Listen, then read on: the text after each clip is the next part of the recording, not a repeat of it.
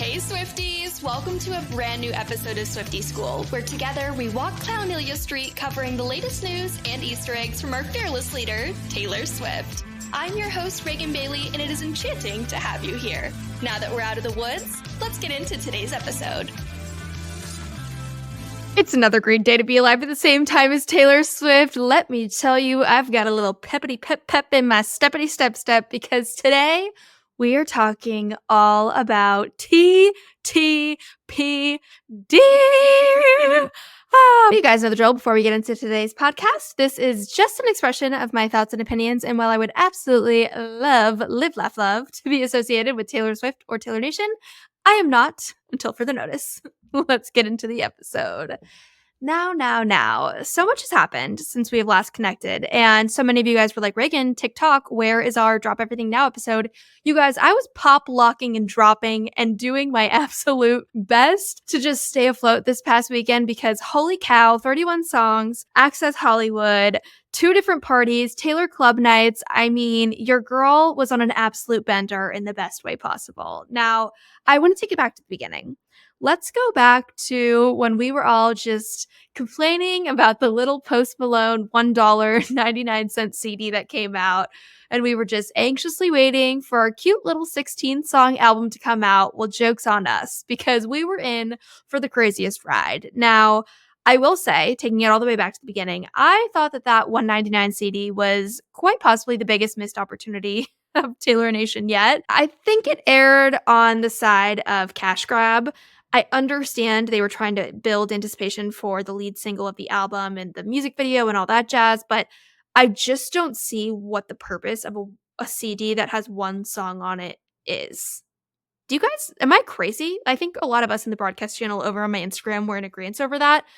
But all of that aside, I was able to move on from that very quickly once 2 hours after the album dropped, and it was 2 a.m., and Taylor blew all of our minds with not one, but 2 albums. Now, let's fast forward a teeny weeny bit before we dive fully into the album, because the music video, I think, is one of her best music videos yet. And I don't mean it in terms of, obviously, like, the entire thing start to finish is beautiful, but, like, the cinematography, the visuals, the editing, the storytelling, like I really do think the music video is a 13 out of 10, absolutely fantastic. And now listening to the album a few times through, more than a few times, you guys know what I mean. Listening to the album a few times, watching the music video, dissecting a lot of information, hearing the lyrics, hearing Taylor's thoughts on some of the songs, and where her head was kind of at, I really do feel like I have a greater understanding as to why Fortnight was chosen as the lead single. I felt like at first I was like, oh, she kind of just wants to do the song that has a feature on it because, 2 artists, a greater push, I thought that maybe she was like, oh, I'll draw in some people who are Post Malone fans. I really don't feel that way at all anymore. I feel like Fortnight, number one, is a seamless transition from the end of Midnight's into this new era, because if you think back to what's the song Hits Different, one of the final songs, or the final song, Midnight's got so confusing because we had like 52 editions of Midnight's, but Hits Different is one of the last songs on Midnight's, and Hits Different ends by saying, or have they come to take me away, oh my love is a lie. You guys know the part. And then we pick up with Fortnight, the song 1, track 1 on TTPD, where it says, I was supposed to be sent away, but they forgot to come and get me. Kind of proud of myself. So I feel like that's number one, a seamless transition that she made from the Midnight's era to the TS11 era. But more obviously, someone pointed this out, which is absolutely genius. I feel like I haven't seen many people talk about this, is that Midnight's, we know, is a combination of songs that she wrote during 13 sleepless nights. And she really harped on the fact it was, these songs that she wrote in the middle of the night during these 13 sleepless nights. And it was a collection of all those songs. Well, naturally, TS11 picks up with the 14th night, which is Fortnight. We know Fortnight means 2 weeks. It's genius. It's absolutely genius. I don't know why we didn't think of this before when we were getting the whole Fortnight clues and hints and everything like that. But that was just a little debrief. I feel like all chaos broke loose once the double album situation happened. You guys heard me in the broadcast channel if you're over there on Instagram. I was very, very stressed, and I couldn't tell you guys why, because I was partnering on the Fortnight song over on YouTube Shorts for the Fortnight challenge. I was a part of that campaign, and I couldn't tell you guys, obviously, but I had to deliver the video so like literally in the middle of the night, like after the song came out. And so I was so stressed because I was trying to listen to the album, enjoy it, film my reactions, edit them, post them, do my Fortnite challenge video, deliver that, get the sponsored post, edits and all of that done and posted, whatever. So I really truly did not sleep more than like 3 hours for that like 36-hour period because it was absolute and pure chaos. And then on top of that, Taylor decided to just drop the second part of the album, which was bananas.com, as I'm sure many of you guys experienced as well. The most obvious thing is 31 songs is 13 backwards. I feel like we saw a lot of things that hinted towards mirroring throughout the end of the Eras Tour. And I want to bring you guys back to this because I feel like we've kind of forgot a lot about the like Eras Tour hints that we've gotten. At the end of the Eras Tour, before she leads into, of course, the next round of shows, she closed it out with a mashup of, Mirror Ball and Tim McGraw. And those are the two songs she sang on opening night of the tour in Glendale, Arizona. She opened up with Tim McGraw and Mirror Ball. So I feel like she did this whole like bookend situation. Not only could that have been foreshadowing to the flip of the 13 songs and the number 13, but I also feel like it's indicating some sort of like bookend of that version of the Eras Tour as we know it, because now we may see the introduction of TTPD. But I want to talk about that at the end because I have a lot of thoughts and I don't want to jump around too much. But in terms of the second half of the album, I feel like I'm really glad Taylor added this on. And I wonder if it was because she was getting feedback from maybe peers or from people she had shared the album with, because I do feel like there are two very distinct and different vibes and feel to part one of the album and part two of the album. Are we calling part two the Anthology or the whole 31 song version the Anthology? I'm not quite sure if we're just like calling it part one and part two. Let me know what you guys are calling it. But part two to me is a lot more piano, ballady, slower. And if you like faster, upbeat things, I feel like part one might be better for you. But the overall album as a whole, to me, I feel like the two words I keep going back to, there's two expressions I keep saying. I feel like this album is really inside thoughts. Like these are things, all the things she writes about in all of these songs are things that we've all definitely either experienced, thought about, crossed our mind, seen in a TV show, gasped at when another friend has told us something along these lines. But it's not necessarily something you would publicize, let alone like publish in a body of work for the whole world to see or hear. And personally, that's what I feel like Taylor's best at, is giving us such a deep, dark glimpse into her mind and kind of her emotions and experiences, but does it through the form of songs. And I always say this, but she does and says so much, but does so little at the same time. It's truly fascinating. I think that's one of the most fascinating things about Taylor's brand is she's super like elusive and doesn't really engage publicly much with people or the media, but does it in her own way. And I think that's what makes her honestly one of the most successful artists of all time. But going back to sort of the vibe and the feel, these are some of the things that I wrote down. Really and truly, this is an emotional exploration. And I want to harp on that a little further because I've said it a few times this past weekend. But why I keep saying that is I think people are really hung up on the fact of like, is this a heartbreak album? Is this a breakup album? Is it about Matty? Is it about Joe? Is it about Travis? Like really trying to define a lot of these feelings.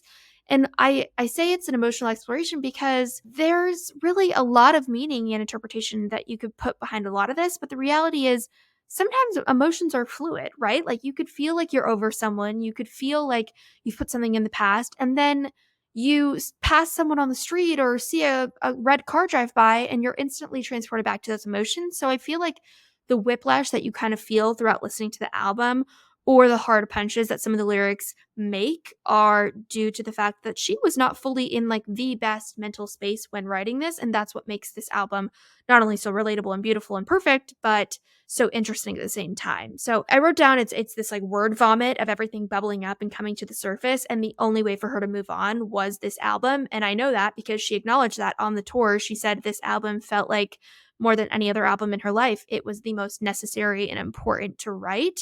And she really needed it. I feel like personally, as depressing and horrible as this sounds, the Eras Tour, it kind of made her this like shell of a human and seemed really soul sucking because she had to suppress a lot of that. And I'm glad that she had this outlet that was Torture Poet's Department. I think it was imperative for her to be able to hopefully move forward into this next half of the Eras tour where I hope she can really enjoy, like, as she said, one of the lyrics I think is the most gut-wrenching is, "You rusted my sparkling summer." I keep going back to those lyrics because how sad, right? Like, it breaks my heart that this summer that was supposed to be the most I mean, she'll never be able to get that summer back. It was the most monumental summer in her entire career, some of the most groundbreaking moments that she'll ever have. I mean, barely any humans ever get to experience the things she got to experience during that tour, from the number of fans to the crowd sizes to the records breaking, all of it. And I'm hoping that now that this is out and it's all out there and she's really fleshed it out, that we're going to be able to see a whole new side of her on this tour. And that's why I feel like she will kind of switch up the tour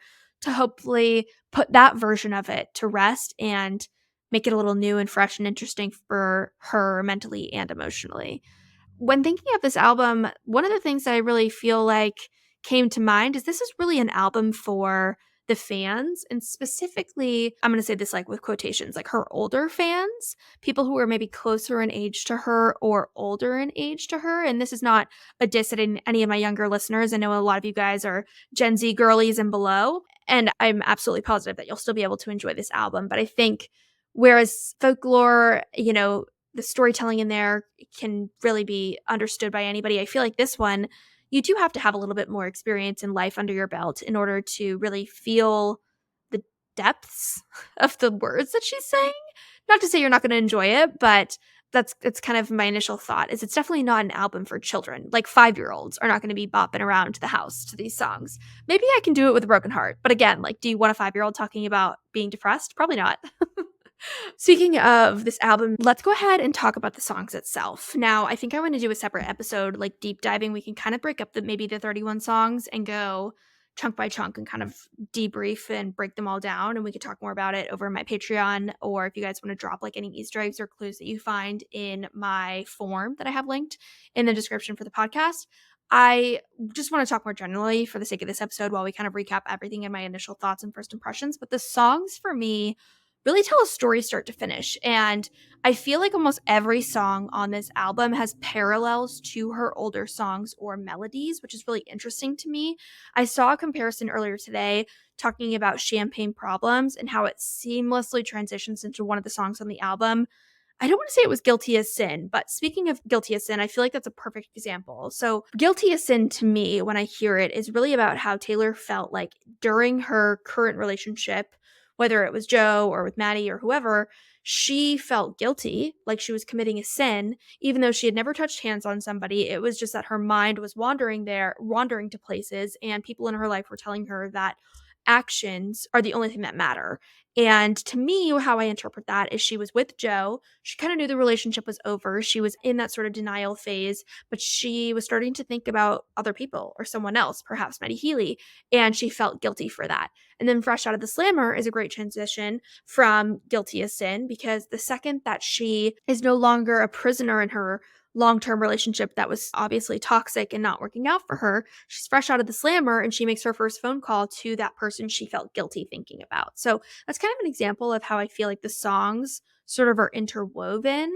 But Daddy I Love Him is a really interesting one to me, because I feel like, and again, we'll do a whole, deep dive on other episodes, but I feel like the whole first, like 75% of the song, she's talking about Matty Healy. And then the end, she kind of transitions to what I believe is her current love. So Travis, she does sort of this beautiful, I say whiplash, but maybe I need a better, like a prettier word for it. Invisible string, if you will, throughout the entire album. I feel like that's a perfect way to say it. Kind of how she did those Apple Music playlists of the 5 stages of grief.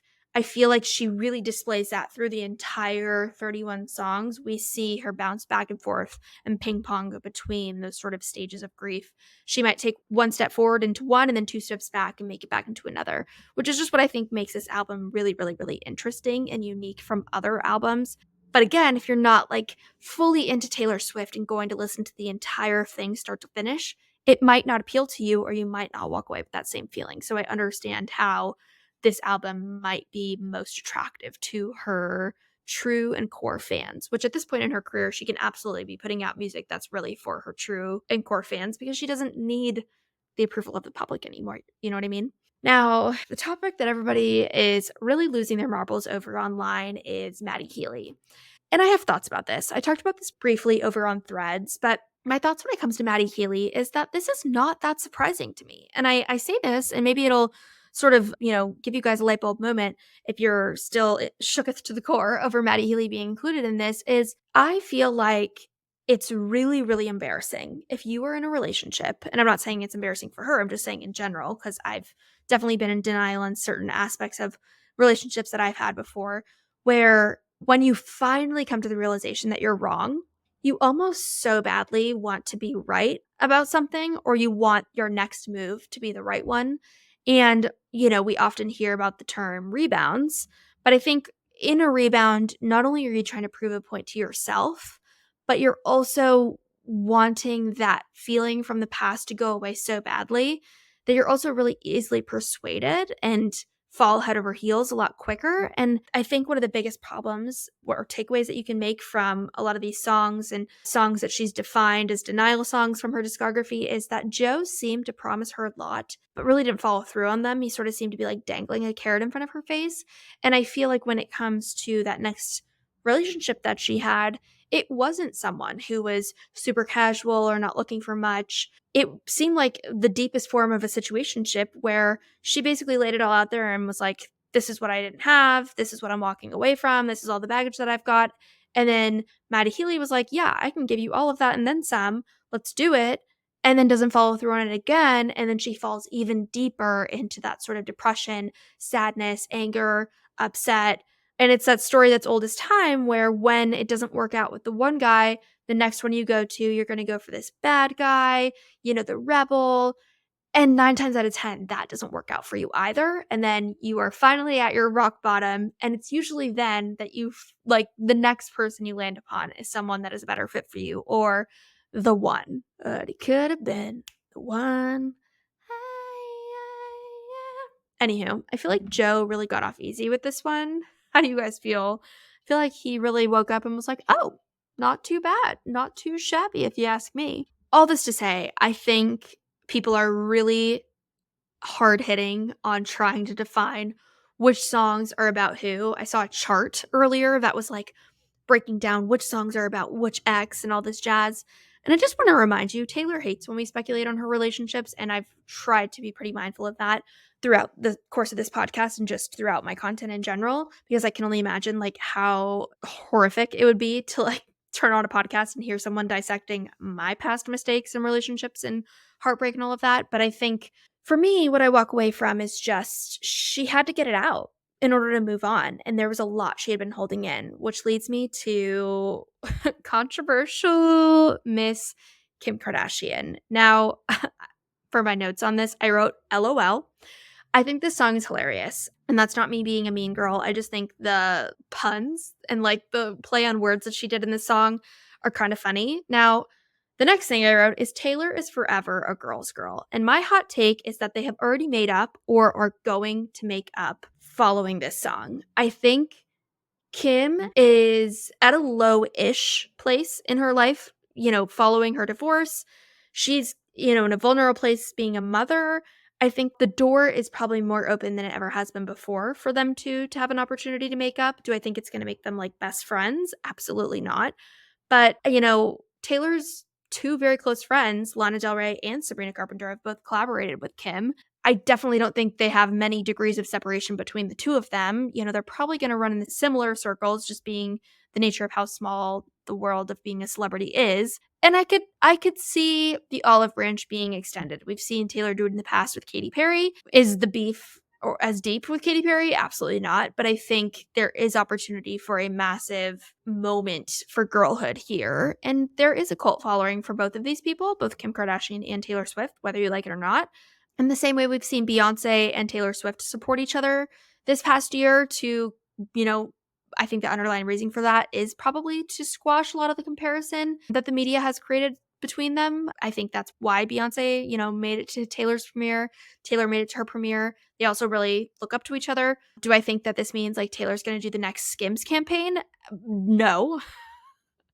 But that would be crazy if Taylor was like, the cover of Tortured Poets Department was actually Skims. That would be wild. Could you even imagine? Not gonna lie, I do like my Skims underwear, but I know you guys are not gonna like that. So I'm just going to shut my lips and move on. But Kim K has kids, and she is really, really, really great about not talking poorly about Kanye, because at the end of the day, that is her children's father. And I think she has a great opportunity to do the same about Taylor, knowing that her kids listen to Taylor Swift. Kim has been open about the fact she listens and likes Taylor Swift's music. So there's an opportunity there for Kim to be the bigger person. And I would absolutely love to see that happen. Can you imagine? This is all I'm going to say about Kim K, and then I'm going to move on. Could you imagine a moment, a photo op of Kim K and Taylor Swift on the Met Gala red carpet? It would be groundbreaking, possibly as earth and website internet shattering as the drop of Reputation Taylor's version. But don't fear, we will not go to Reputation just yet. Now, I want to know your guys' thoughts below in regards to the Eras tour. I know we've talked about the white microphone from time to time, how Taylor rehearses with the black microphone, but we've seen pictures of this white microphone that she hasn't used yet. I think the most interesting piece of evidence I would like to enter into the Tortured Poets department is that one of her guitarists or band members posted on Twitter, so glad you guys are liking the new album. Just wait until you hear the live versions. Excuse me? The live versions? My thoughts there is, if it was going to be some sort of like long pong studio session situation, her band typically isn't included in that. So it only leads to one conclusion. Her band is practicing for the live versions of Torture Poets Department.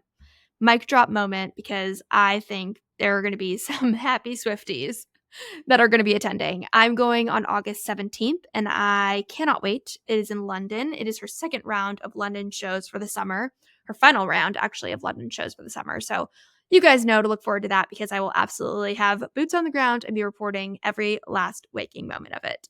Now, if you're new to the podcast, I know we have some new listeners and new faces around town. I like to end every episode with what I like to call Swifty submissions. And this is where you can go to that link that I mentioned earlier. If you ever can't find it, you can find it over on my Swiftie School podcast Instagram page at Swiftie School Podcast. There is going to be the form linked in the bio. You could submit anything to the form. You could tell me if you have a theory, an Easter egg, someone you want to submit to the podcast as a guest, or if you just have something to say, want to drop me a note, whatever it might be. But today we've got two, and I have one from Millie. And Millie said, do you think Thank You, Amy is a hint towards Reputation? I know I just said I wouldn't talk about Reputation, so I'll keep it brief. But I definitely think if we are loving Thank You, Amy, can you imagine the absolute fire that will be the vault tracks from Reputation? I don't think Thank You, Amy is like a hint towards Reputation.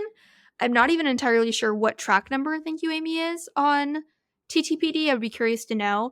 I'm too lazy to go look right now, but I think it's giving us a glimpse into some of the absolute bangers that we're going to be getting when Rep TV actually comes out. Now, Avery said in I Can Do It With a Broken Heart, one of my favorite songs, it says, I'm so depressed I act like it's my birthday. And on her birthday, or for her quote birthday present, she released You're Losing Me, a breakup song with Joe. In I Can Do It With a Broken Heart, do you think she's referring to putting breakup songs on her album and writing songs that people want to release every day? This is really interesting, Avery. I have not thought about this at all. And if you're a little confused, last year for Taylor's birthday in 2023, she released You're Losing Me. You're losing me. And we know at the pop-up here in Los Angeles for Torture Poets Department, we saw a calendar that said December 13th, and it said Friday, December 13th. So we know it's referring to this year, 2024, her birthday this year, because this year her birthday falls on a Friday, and last year it didn't. So I'm curious if this ties into your theory at all. I don't know. I'm going to have to stew a little deeper on that. If anybody has any thoughts, if there's any sort of correlation between I Can Do It With Broken Heart and her birthday and You're Losing Me coming out last year, definitely drop me a note, because you have my mind stewing, writing songs that people want her to release every day. This is a good call out, Avery. And if you guys have any call outs similar to this, definitely send them my way so we could talk about them a little deeper. Now, I, amongst all of the chaos, on last Friday, hosted my monthly clown call, and this is with my Patreon. So if you're like, what's Patreon? I have no idea what that is. You can go to Patreon, patreon.com/Swiftie School, and I have a basically membership over there. Think of it as like a much cooler version of a Facebook group. And we do this thing called clown calls for the senior members. There's 3 different tiers. You can choose to join as a sophomore, junior, or senior. And the senior members get to participate in my monthly clown call. We hop on this clown call. It's so freaking fun, you guys. There are people that are 9 years old. There are people that are 69 years old. It does not matter how old you are. Everybody is welcome. And there are moms that have their daughters. There was literally a woman with her newborn baby on her chest 2 calls ago. So fun and adorable. So this last call was perfectly timed, obviously, naturally, with the Torture Poets Department. And we got to debrief following the music video coming out. And we just talked about all the theories, our initial thoughts. And there were a lot of new members that joined since that call. And I want to shout some of them out today because that is a part of the benefits of joining as a member. So without further ado, let's welcome some of the newest members of the Patreon. And don't worry if you don't hear your name. I have so many more shout outs to make on the upcoming episodes, so make sure to stay tuned for those. Now, some of our newest members include Miss Macy, Lindsay A., Angie, Summer, Chantel, Andrea, Michelle, Anastasia, Cami, Stephanie, Christelle, Maddie, Amber, Addison, Laura, Lala, Liz, and Adele. Now, not to fear, I have so much more coverage coming on Torture Poets Department. And if you just found the podcast or you're new to the whole Swiftiverse and need a little refresher, make sure you head back to some of my earlier episode. Episode 1 happens to be actually my most popular episode to date. And it breaks down why Taylor is actually doing all the re-records, which would be a perfect time to dig deep into that because I have a feeling the next thing we're going to get from her is a re-record. Not to jump ahead. Don't kill me. And if you're not over on Spotify and not able to see the video version, you can always hop over to YouTube. I upload all of these over on YouTube as well. And you can see my cute little pink background and my little sparkly headphones. And you can watch my face if that's of interest to you. Now, I have just had truly, I would be remiss if I didn't say this has been a whirlwind, but also the most fun 5 days I have had in a very, very, very long time. I am so incredibly grateful that you guys choose to spend your time here with me and support all of my content. Make sure you check me out over on Instagram if you haven't already and you're just finding the podcast at Reagan Bailey. And I think that's it for today. I love you guys. This has been so fun. I love being tortured. Only with you though. Stick around and I will see you on the next one. Bye. Thanks for tuning in to today's episode. I know all too well how busy life can be, and I am so grateful that you chose to stay. Now just know this is me trying, and I would greatly appreciate if you took a minute to leave a review or maybe share this episode with a fellow Swiftie. Make sure you join my broadcast channel on Instagram for more Swiftivities, and long story short, this love is real and I'm beyond grateful for your support. See you next time.